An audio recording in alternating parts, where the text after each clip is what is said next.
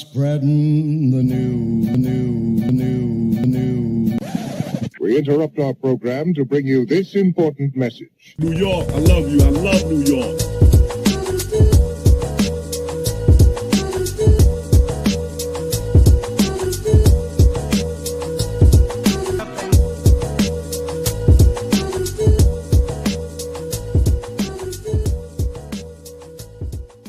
Rose trying to get open, fires away. Bang! It's over! The Bulls win at the buzzer! Iguodala to Curry, back to Iguodala, up for the layup. Oh, blocked by James. LeBron James with a rejection. Puts up a three. Won't go. Rebound Bosh. Back out to Allen. His three-pointer. Bang! What's going on, people? Welcome to another episode of the Off the Ball podcast with me, your host, Chris LeBron. And today we're going to be talking about what's happened in the world of the National Basketball Association. As you see, who's joined with me, my guy Kenneth, host of the Competitive Hedge podcast. You might have seen him this morning giving you all your college basketball bets. Kenneth, what's going on, man? Yeah, it's a huge college basketball day. We are last Saturday of January. It's the best time of year. It's just all college basketball today, NFL tomorrow, but we're talking NBA today and some other basketball stuff. So thanks for having me on. Yes, sir. Thanks for coming on. And like I said, we're going to be diving into a lot of the stuff that's going on in the association. But first, this show is brought to you by Ice Shaker. Ice Shaker, you're the best insulated canister for your ice cold drinks, your hot drinks. Make sure to use promo code OffTheBallPod to get 15% off your purchase at iceshaker.com. But Ken, the All-Star starters were announced, and LeBron James made the All-Star team. Shocker. Broke the record, I think, right? It was his 21st time, I believe, he is an All-Star. So he's made the All-Star team, I think, every year since his sophomore season. So that's pretty impressive, I think, and I think that's pretty impressive. But he will be joined by Stephen Curry, Kevin Durant, Nikola Jokic, and maybe the MVP front runner right now for the best team in the NBA, the Oklahoma City Thunder. And in the Eastern Conference, the leading vote in the East was Giannis Antetokounmpo. He is being joined by Jason Tatum, Donovan Mitchell, Jalen Brunson, and Karl Anthony Towns. That is your starting lineups for your East and Western Conference All-Stars. Any issues with the starters? I know some people thought maybe LaMelo was in the front running for that Jalen Brunson or Donovan Mitchell spot, but he did not get the starting nod. So for you, were any snubs, or do you even care who makes the starters at all? I mean, that's the thing. Like, we assume that the majority of guys who are quote unquote snubs, or at least all of them, should get in. And yeah, I mean, here's the thing. I'm not the biggest. You have to be on a winning team to be in the All-Star game. I think that it matters to an extent. But what is the All-Star game? It's a fan event, right? I know that at the end of your career, we love to point out how many All-Star games guys made in order to talk about their legacy and how good they are. But I mean, it's hard to justify LaMelo, I think, over the two guys, because I think that's the big one that everyone was really hung up on, right? When you're talking in the West, like SGA and Curry were pretty much locks, because with Luka going down with the injury, and then Anthony Edwards probably didn't have quite enough winning to take that spot. I know he's on the 8th seed in the conference, but to me, it just felt like that was the clear-cut 1-2. And Steph's always going to get a ton of love because we don't know how many more All-Star games he's going to get, right? Front court-wise was fine. I honestly think LeBron maybe even could have just been a reserve. We know that that's not going to happen, right? Has he ever been a reserve? Has he ever been a reserve? Has he always been? No, I think he started every year. Every year, All-Star, right? Because, I mean, the justification, right? Like, the only other front court guy that you're probably pointing to replace a LeBron or a KD in that conference is Wemby. And Wemby's going to make the All-Star game. Like, we're not worried about him missing the All-Star game. But so the West felt clear-cut. East front court, I think they were 1, 2, 3 and across all the voting, because it's like 50% fans, 25 media, 25 players is the breakdown of it. So the problem is, like, LaMelo, it's not just that he's not playing winning basketball. He is on the second worst team in the Eastern Conference. They aren't even remotely competitive. They're 11-30. They're half a dozen games out of the play-in final spot at the midway point. So that's why if you're a Philadelphia Sixers fan, hey man, you can't get rid of the season, because we still have a shot. We still have to make a playoffs. Exactly. The conference. Look at LaMelo, and I think that he still deserves to be an all-star. If you're the fourth leading scorer in the NBA and it's a fan event, we want to see LaMelo jacking threes and, making crazy passes and stuff in the all-star game. He deserves to be there for that. But we're talking about removing either the number 1 seed in the East from having a starter, or we're talking about the Knicks, the number 3 seed in the East, losing their second starter, because Towns was always going to start. And I just don't think that you can justify that based off of the play of those two guys. I think that they're more than deserving. I do think that the media is a little crazy putting LaMelo at number 7. I saw that. I was like, that's a little. So he was behind Garland, which Garland's had an okay year, but, like, come on. Cade, I get that. Top 6 seed. Pistons are one of those teams that's been really good in the East.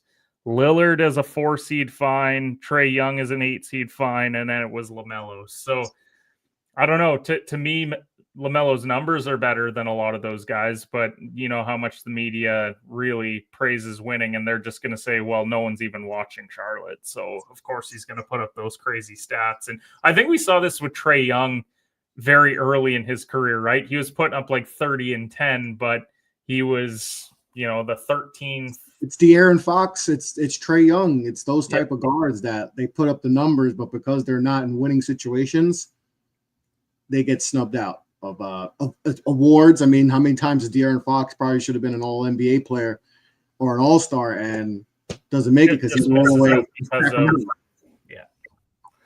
So I don't know. I agree. I agree with the starters. I think that LaMelo should still get in. If he doesn't get in, because they are favoring some of these other guys, like I don't want it to turn into, well, this team is the 7 seed, so therefore they deserve a player to be in the All-Star game. Like, I look at the Magic and Paolo. We know how good Paolo and Wagner are, but they've missed a lot of time as well. So, I think Wagner will probably get a spot, but if we're talking about who's a better player for the All-Star games, Franz Wagner or LaMelo Ball, then I think that there's really no question about who you would rather see in that game.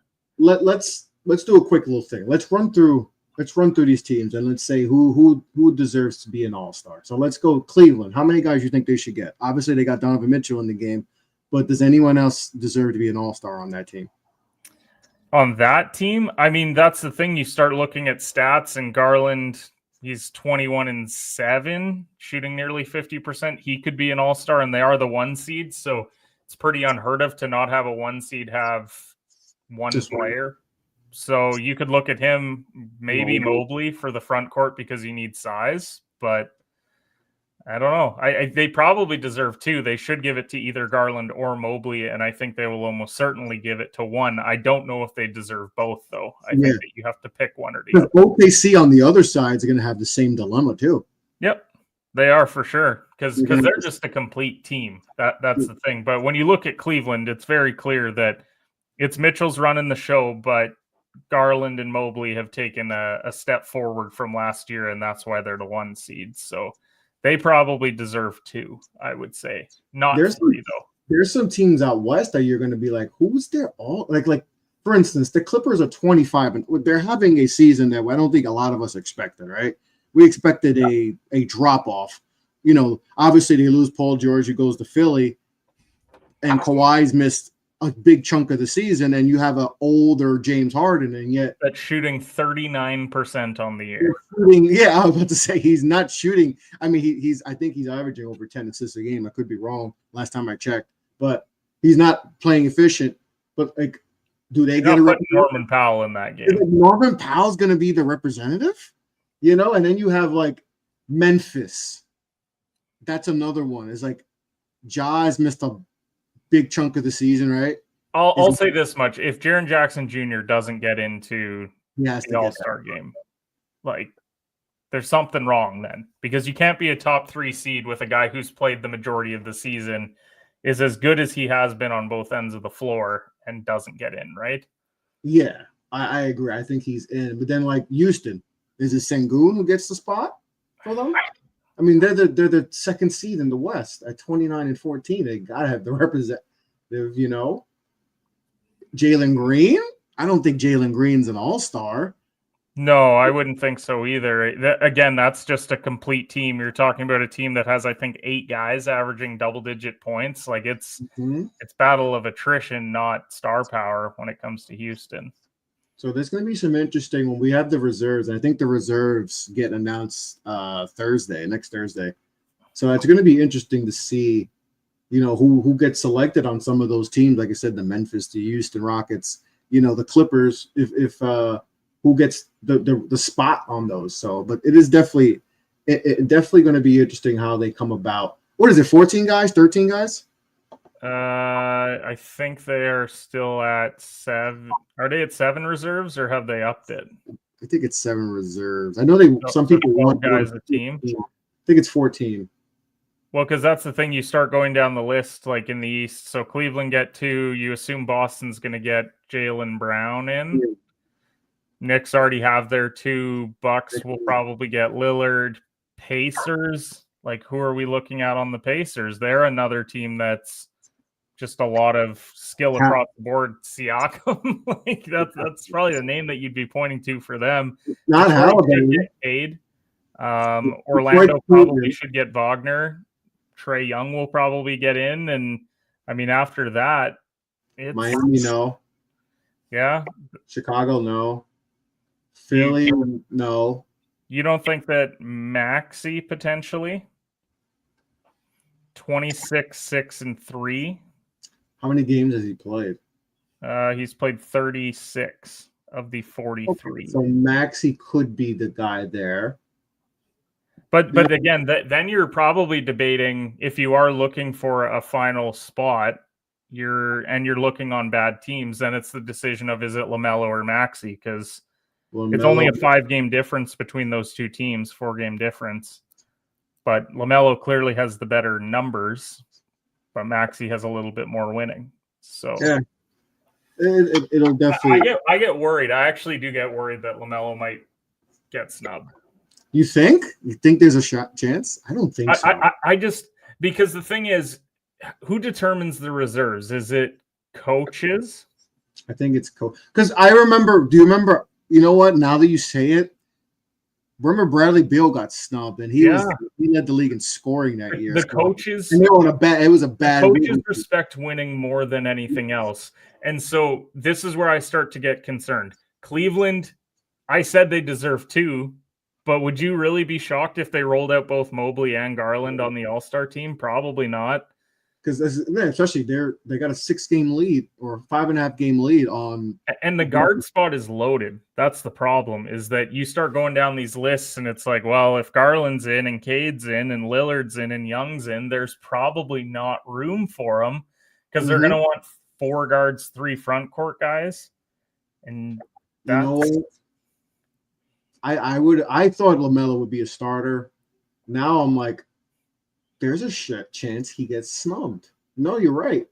And I don't want people to be insanely shocked when it happens, because, again, if it is the coaches who are making this determination, and you're going to have to find 3 front court guys in there somewhere, probably Wagner in Orlando, Mobley with Cleveland. What would you classify Jalen as? Is he a 3? Would he be a front court, or are they going to play him as a guard? Where was he in voting?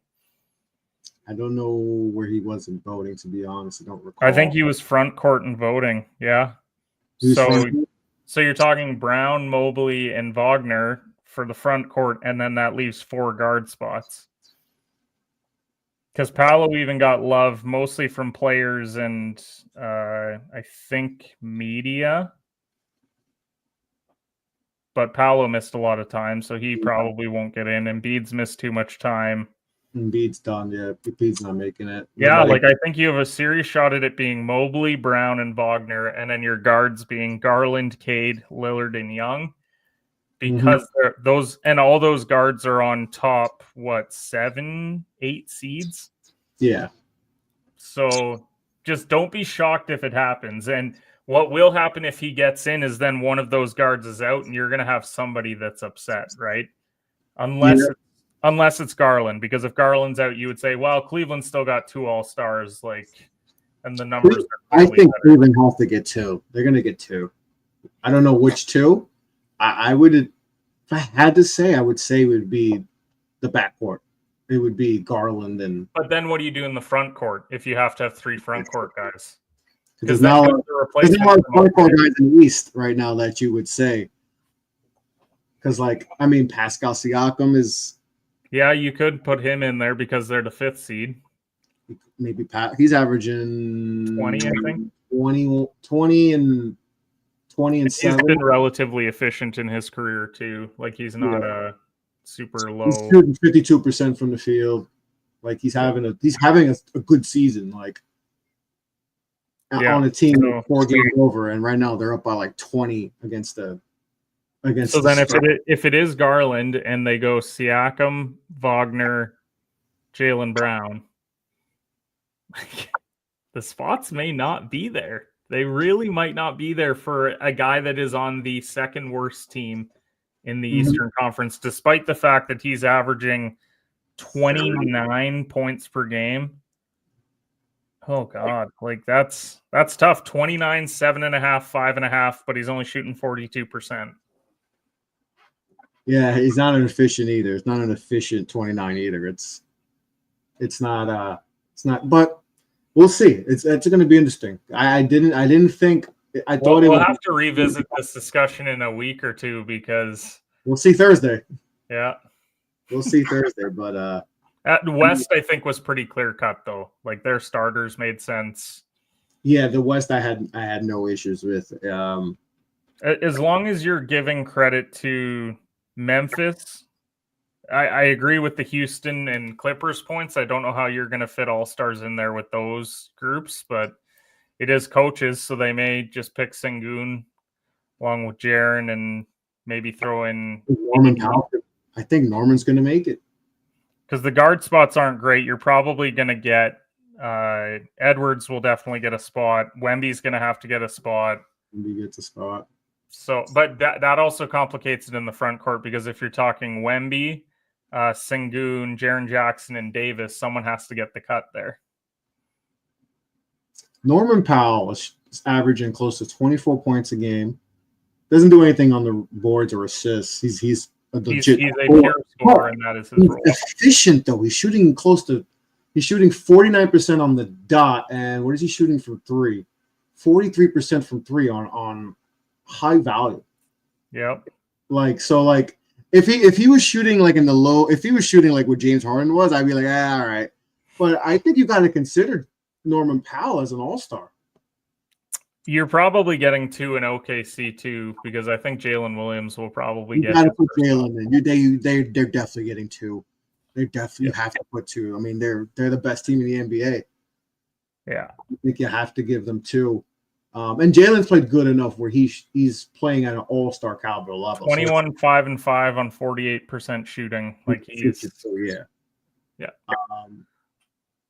But again, we will be back Thursday. You will hear from us that there will be probably a major snub in the East, and then West-wise, it's what do you value here? Luka's missed too much time, so Kyrie probably gets an all-star nod at 25, 5 and 5.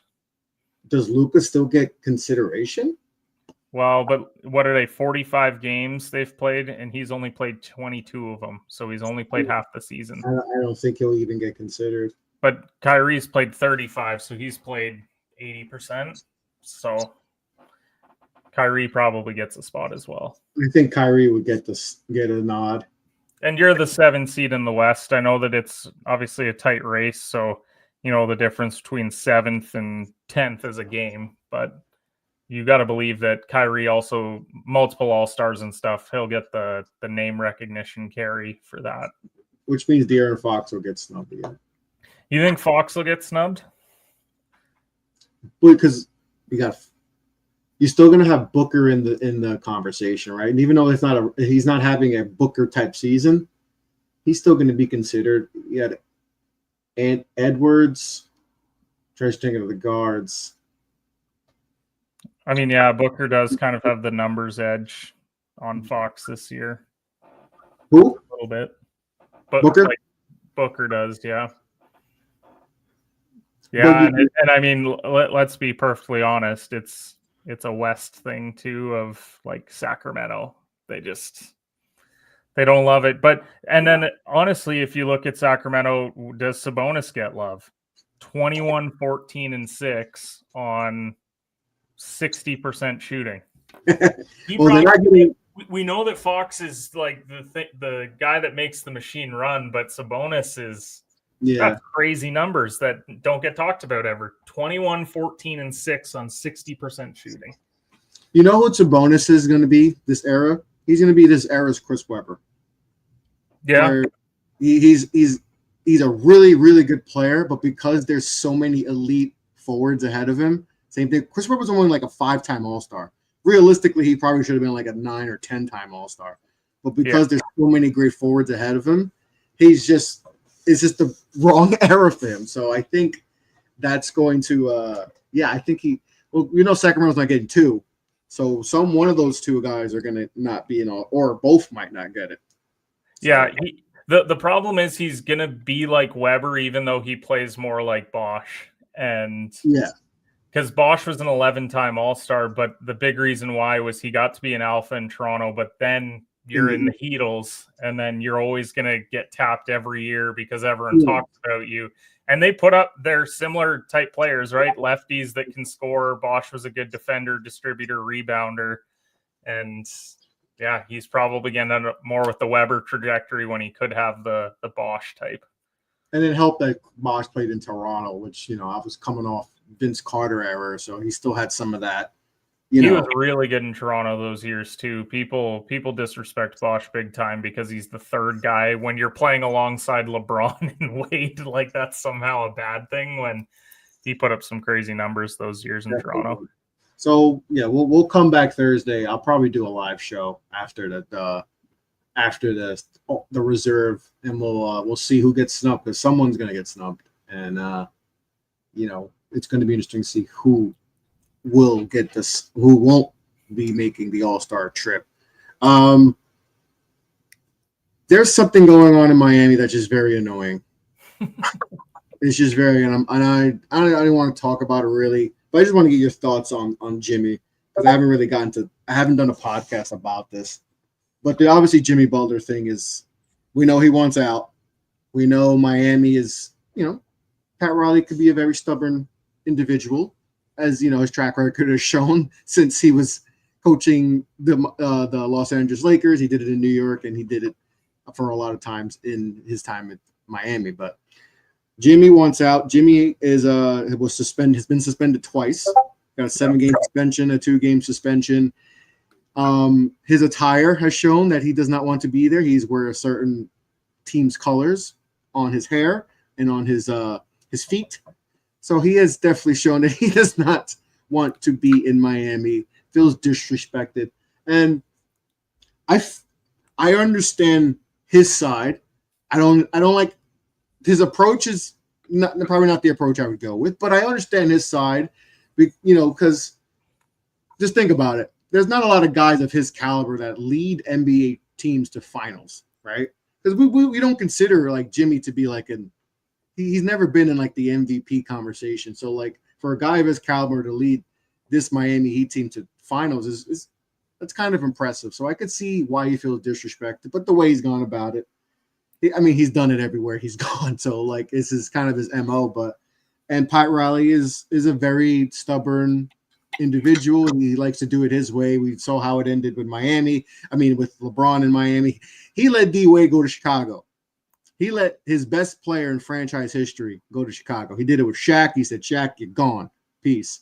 He's done it before in New York. He's done it abundance of times. So he does things his way. So what's your thoughts on this, and what is the solution to this? Because it's obviously a distraction for this team, as many reports have said that this is a massive distraction. What is the solution for the Jimmy Butler Miami Heat, feud? It's very clear that a breakup is playing out. And I think when a breakup like that's going on, Pat Riley's not exactly the one who likes being disrespected after everything that he has accomplished in his career. The thing is, though, Jimmy led them to finals, but he didn't lead them to titles, right? Yeah. And that's not one of those franchises, especially under Pat, where the end goal is the NBA Finals. They've lost their last 3 finals appearances. And so, and I'm not even taking a shot at Jimmy with that. I just think he's one of those guys where when he went there, it was, I'm made for the Heat culture. I'm made for all of this. He's not a guy, though, that has ever really taken the regular season that seriously, right? He's kind of on cruise control, and I don't really blame him. He saves himself for the finals so he can give you those kind of efforts. And I think he's proven over the last number of years he doesn't particularly care where they are seating wise, because he feels like he can go into any building and he can be a problem and he can win you a playoff game, and no matter what the environment is. But I just don't think that works for Pat. I think he's someone that wants you to be playing. He's an old school guy, right? He wants you to be playing 75, 80 games. He wants you to be giving it your all. And he's under a great head coach. They've had pretty good rosters the last 5 or 6 years, but I don't think you've ever pointed at the Heat, even preseason, and said, this is a team that can win the championship this year. And I think he's maximized the talent that he's had around him. I think they were hoping that Hero would be more than he is. They were probably hoping that Bam would maybe take the next step scoring wise, and he maybe hasn't. He's still an incredible player. I'm not taking a shot at Bam Adebayo, but they don't have that second guy that all these other teams that are winning championships do. And I don't know. It's a tough situation for sure. I don't like how Jimmy's gone about it. For a guy that what is he on his 4th team? Chicago, Minnesota, Philadelphia, Philly, Miami. And he's going to be on his 15th. And he's been considered a problem in everywhere.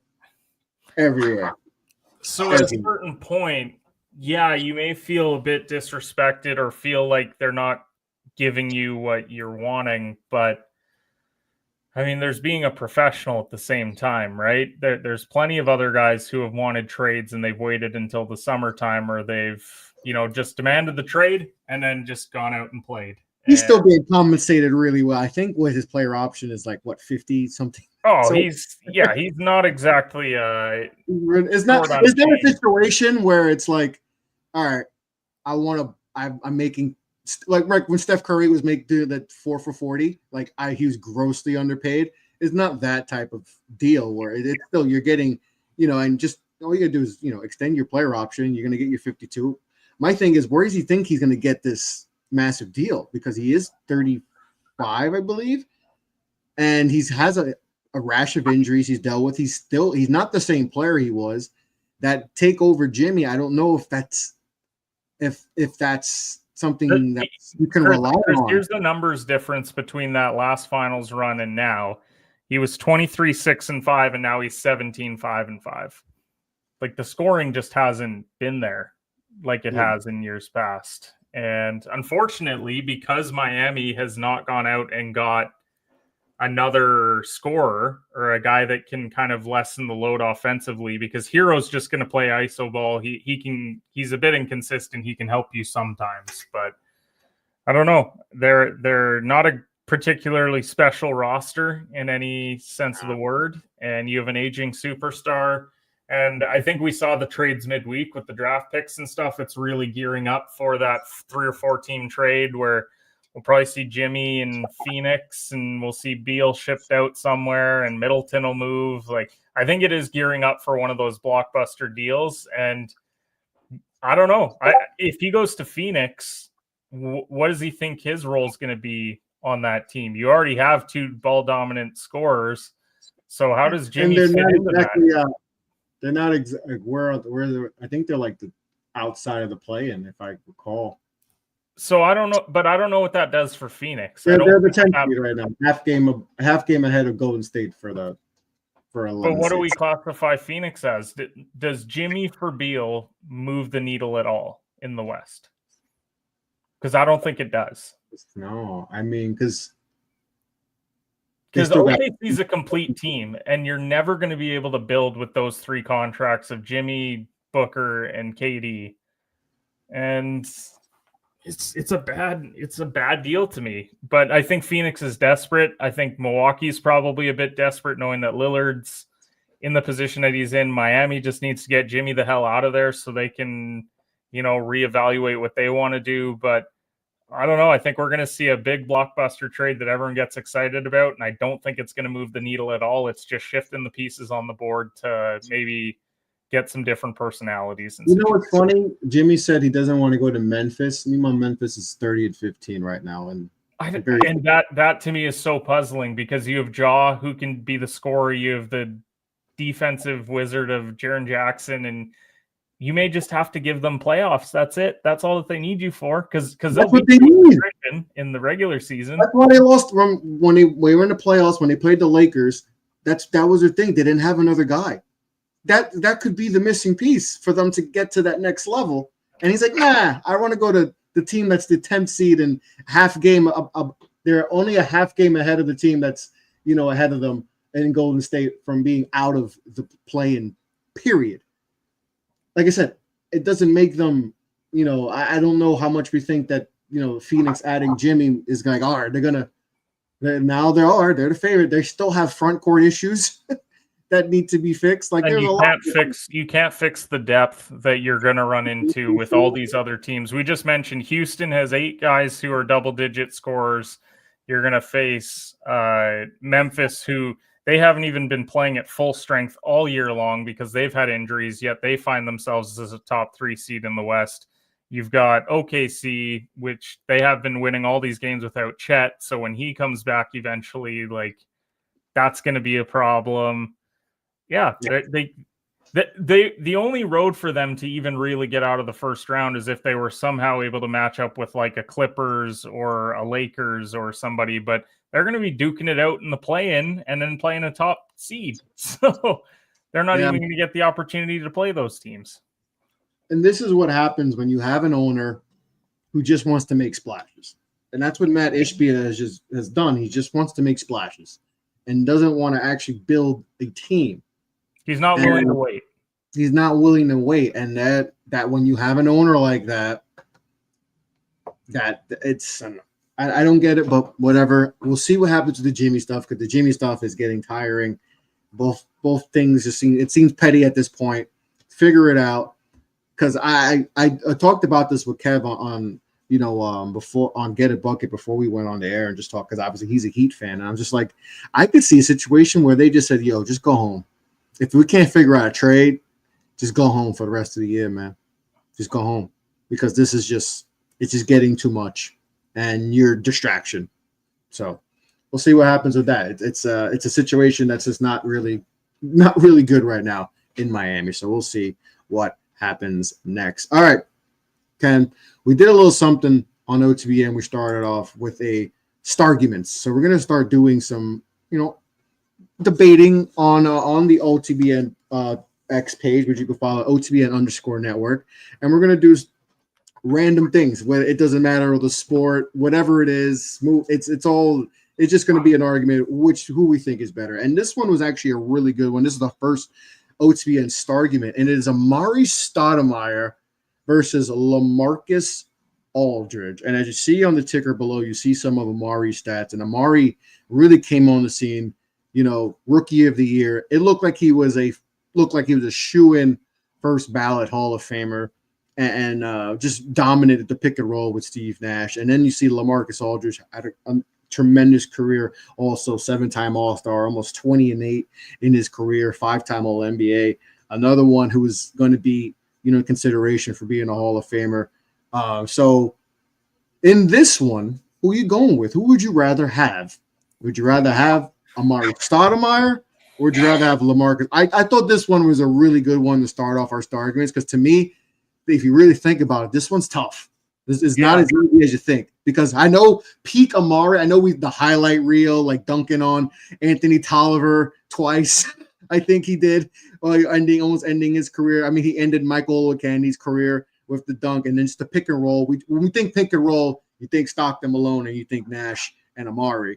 But Lamarcus. You really look at Lamarcus' career, you're like, wow, he was really, really good. And if injuries with Brandon Roy and Greg Oden don't happen, the way we talk about him may be different. Yeah, I would agree. I mean, the thing is, so we're talking about a 7-time versus 6-time All-Star. You had one guy who made a first team, the other guy did not, but they made the same amount of all NBAs. Like, I think I take Lamarcus just because of longevity more than anything else.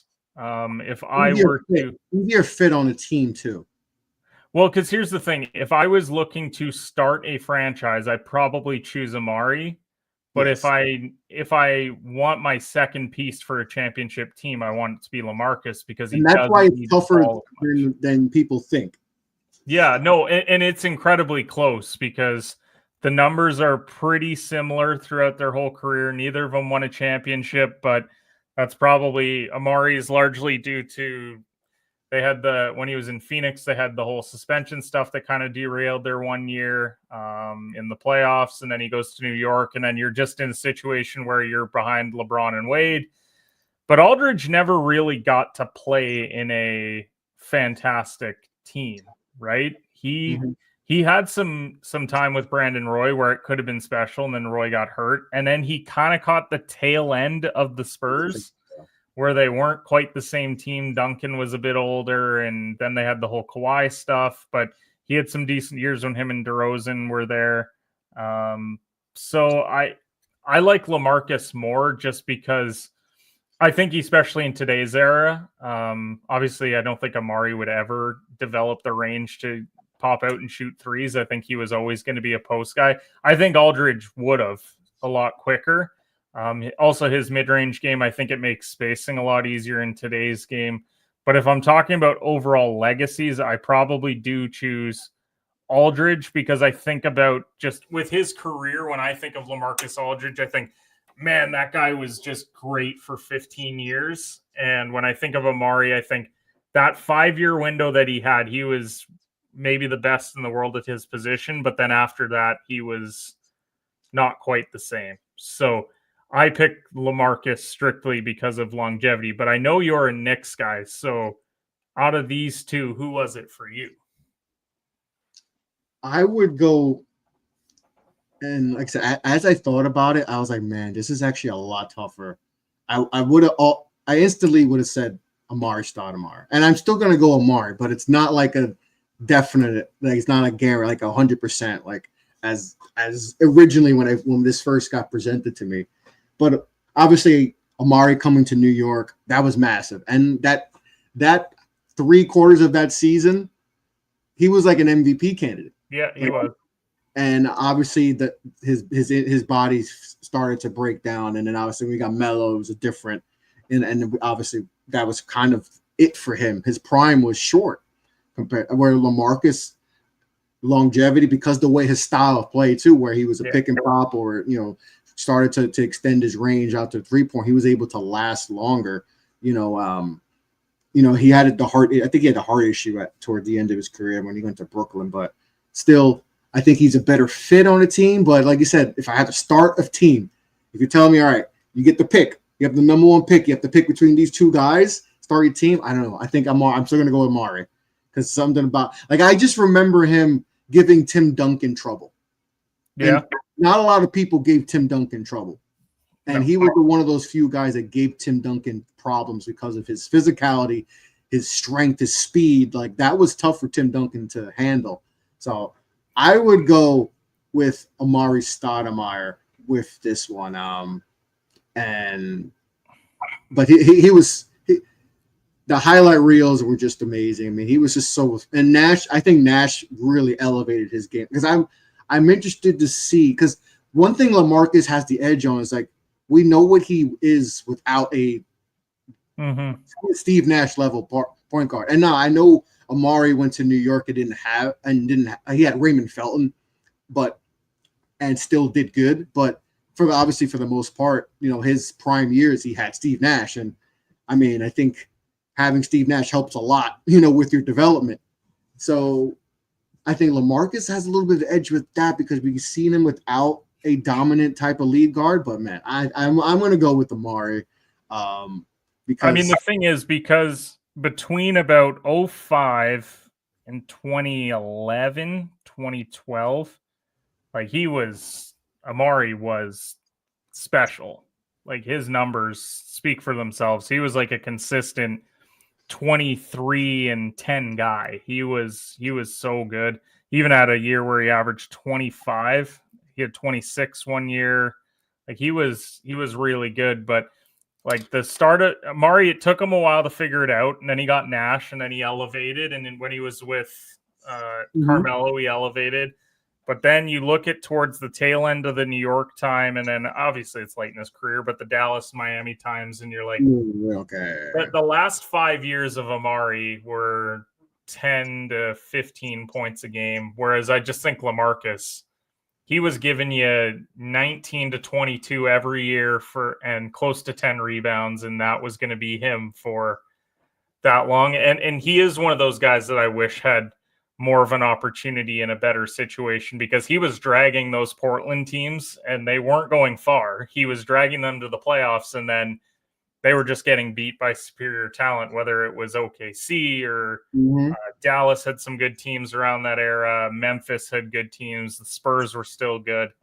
He just unfortunately never had those other guys around him to compete with those teams. But I think you give him Brandon Roy for a healthy career, or you get him to San Antonio sooner, and we're talking about him a lot differently now. So yeah, for me, it's LaMarcus, but it is incredibly close. I think it's just a preference thing. And I obviously am not a big Knicks guy, so I didn't get to watch him. I didn't watch him a lot.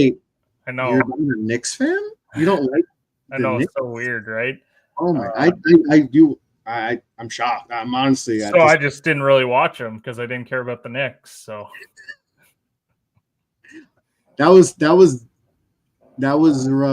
that time we were coming off some bad years, and then we had some good years, and then we would lead into some bad years. So I don't want to remember that time either. That was some dark years. But yeah, definitely let us know in the comments. Who would you rather have? Would you rather have Amare Stoudemire, or would you rather have LaMarcus Aldridge if you had to pick one? So we're gonna start. Chris, I got to talk about this before we finish this off because I mean, you know how many playoff games he won with the Knicks, right? Okay, not a lot. Maybe one or two. I'm gonna say 0.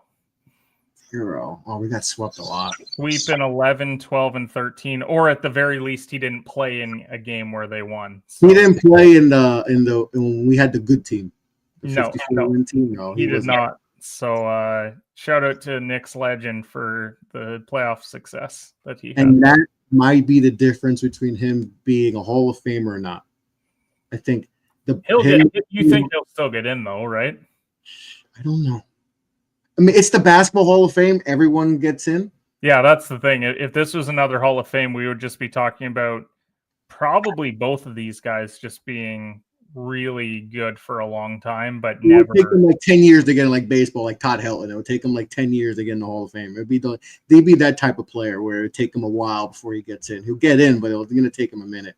But basketball, also, I mean, he does lead in a couple other categories on Lamarcus Aldridge. Like he has 2 Israeli Basketball Premier League championships to his 0, okay. and he was the Israeli Basketball Premier League Finals MVP on one occasion, as well as an Israeli Cup winner in 2019. So those are the hard-hitting stats where you're like, man, like, does that give him the edge over Lamarcus Aldridge? It is the Basketball Hall of Fame. It is not the He NBA. was so dominant, like that might get you in, and that's something that Lamarcus doesn't have. So he was not a have couple-time champion. So Lamarcus, if I'm you, I start trying to find a league, win the MVP of that league in some random country, and then you add to your resume. Say you're a champion, say you're an MVP, and bolster it, and you get into basketball. Howard, you go there and you average 35 and 20 because everyone's 6'3", and then you look really dominant. You just look dominant. You know, it is the Basketball Hall of Fame, not the NBA Hall of Fame. You know. All right.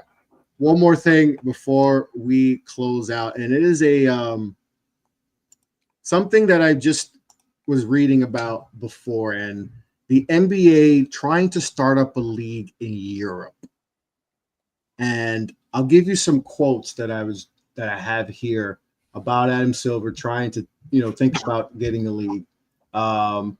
This is just some notes from Brian Windhorst. He wrote in an ESPN article a few days ago. He's like, for the past year, the NBA league office has been investigating the concept of starting a new standalone European league separate from the NBA.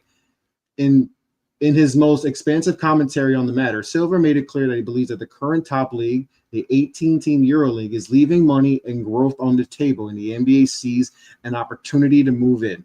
Quote, while Europe continues to develop some of the very best players in the world, many of the recent MVPs, of course, are European. We think the commercial opportunity has not kept pace with the growth of the game.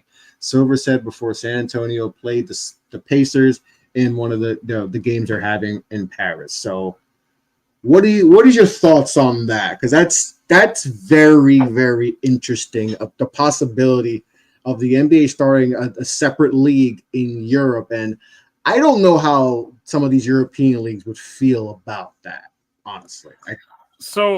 Yeah, there's 2 parts of it. You just mentioned it. The one is he's just going to go in and piss off every other league that is there. The second thing is very good leagues too. These are very, very good leagues. And this feels like you just opened up a restaurant, but the restaurant's kind of struggling, but you're already looking at your second location. And it's like, shouldn't you be focusing domestically right now? Because we're talking about the ratings, and I'm all for growing the game. They've done a lot of things. I know in Africa, they've done a lot of stuff there. They've done a lot of stuff over in Asia as well. But at a certain point, like, here's the other thing. How much can you really grow a sport like this if the tip-off for a Knicks game on a Monday night is 7 p.m. Eastern time? So if you live in Europe, how many people are staying up until 3 a.m. to watch this game? Like, it doesn't compute just with the general way that the NBA scheduling works. It's not like the NFL where you could have that NFL game kicks off at 1 o'clock Eastern. Well, over there it's an evening, but you can still justifiably watch it. I don't know. I think it starts at 1 o'clock too. It's not even a clock game, and the game actually starts at 7:20 or 7:15. Like, it starts at 1:01, the latest. Yeah. So I just think that they have so many other issues domestically that I don't really know why they aren't trying to fix the current product here. And they think that somehow they'll just boost the ratings by going overseas, because the scheduling just doesn't line up to me to truly get people to buy in. What are you going to get people to just buy in to watch the games that happen on Saturday when they're the 2 p.m. Eastern time tip? Because even then, still a late tip off for them. So I just think that he's got enough issues here domestically that he's got to fix before he continues to branch out. We're talking about a new league. Like, I'm all for growing the game in general, but starting a new league over in Europe, I don't get it. I don't get it at all. You know what Adam Silver does sometimes? You know how if your toilet's not working, and that's the issue, right? The toilet. And then you're like, you know what? I got to fix the mailbox. Yeah. No, the toilet needs to be. He doesn't fix one project before moving on to the next. Exactly. Like no, we got to fix the no. Let's focus on the toilet, Mr. Silva, and the mailbox can wait. No. We got to go to the mailbox first. We got to fix that. And that's what I feel like sometimes with Adam Silver. I think he's a really good commissioner. I think he's a good commissioner. I just think he's trying to do too much. And a lot of the issues that he's trying to fix are not the issues that people are looking for. And I just feel like sometimes he's trying to make everyone happy. And you can't. It's impossible. It is literally impossible to make everyone happy. But just try to fix the stuff that's internal that needs to get, fixed. Not let's start a new battle. Well, can we worry about what's happening domestically before we start branching off into trying to and that's not even what are we going to do over there? We thought the whole they did the G League thing with the Ignite. That wasn't a thing. Obviously, NIL exploded, so that was no longer a true route. But we're doing the All-Star game. You're making it a 14 format. That's not the fixing the game. The All-Star. No. That's not. No, to me, it's more like cosmetically. I bring back people just wearing their team uniforms so they can identify.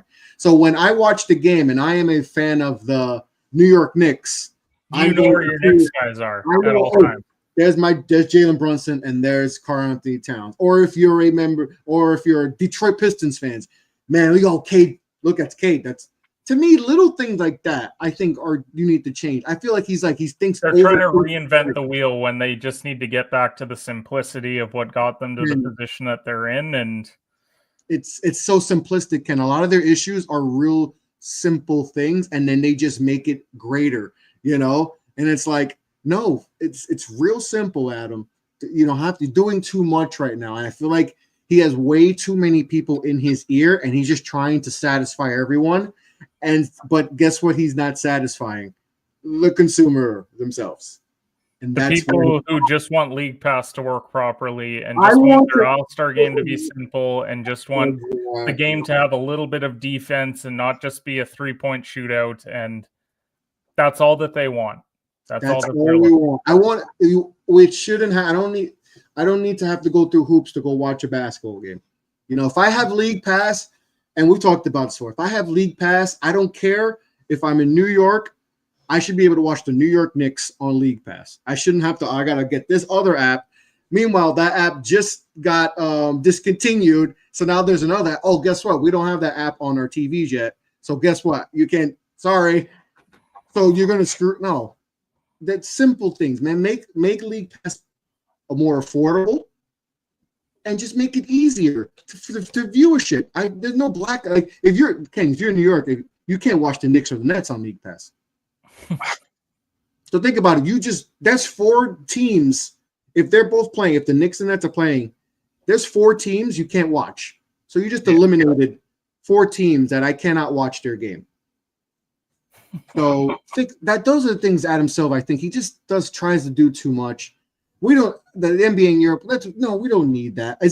Are we going to be excited about watching that? You should have a European explosion when the product is so good here that you feel like you've maximized your audience here, and then you need to branch out. You don't do it like the NFL can branch out because they've somewhat perfected it.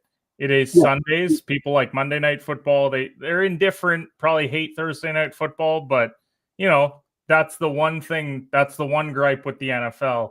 And then you get kickoffs when you want. You get the not too many commercials. It's all it's down to it.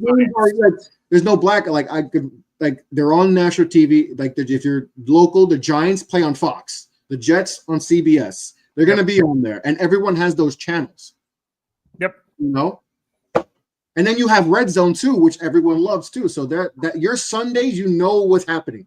All right, I'm gonna watch I'm gonna have the Jets Giants are here. If you're in New York, I can watch Red Zone. Everything's there and everything's good. Yep. NBA needs to fix some of that. And a Red Zone concept wouldn't be a bad idea either. Some type of Red Zone concept. I know it's not as easy to do with basketball because there's always constant action, but you can have some type of Hey, there's So- a close game here. We're switching to this one until it finishes because this Celtics game's in the mid-second. And exactly. You could do that. Like, oh, let's tune into Nuggets versus Wolves. It's 2 minutes left, 2.5 minutes left in the fourth quarter, 98-97. Let's tune into this and let's see what's going on. Boom. Now you got everyone tuned in. And then if they want to watch the game itself, they'll find it. I think it's so simple. Ken, I don't know. Sometimes I feel like we got guys who are making millions of dollars and they can't figure out some simplistic stuff, but it is, I don't know. I can go all day about, some of the stuff that NBA truly needs to fix, not all the nonsense, but that's it. Ken, I appreciate you coming on the pod, man. Anything you want to promote before we sign off?